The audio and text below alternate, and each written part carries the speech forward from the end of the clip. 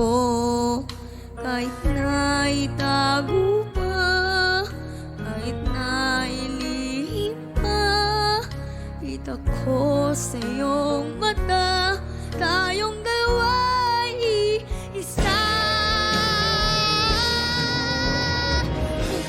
Pumusang siyang nagsasabi na ika'y kahati ng aking kaluluwa. Kahit pa hindi sabihin ay tama ng puso na ikaw ay ako.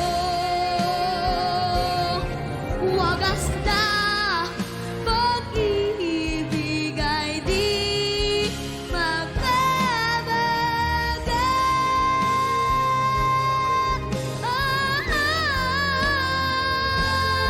Wagas na pag-ibig ay di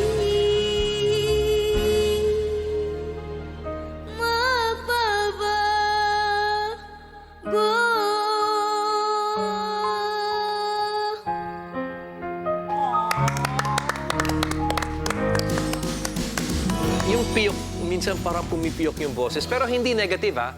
Pero parang pumipiyok na nagdadagdag pa dun. Dumadagdag pa dun sa effect ng boses. Feelings nung Sa feeling mo. Siguro gusto kong malaman kung ano yung magiging sound ng boses mo pag medyo mas malaki ka na. Doon ko makikita yung brilyo, yung ganda ng boses mo pagka yung nag-settle na yung boses mo. Medyo nakulangan lang ako siguro dun sa yung pagkalinis ng kanta. Kasi syempre, kagaya nga ng sabi ni Miss Reg, baka sadyang medyo nagbabago na yung boses mo ngayon. So, medyo mataas pa yung kinanta mo.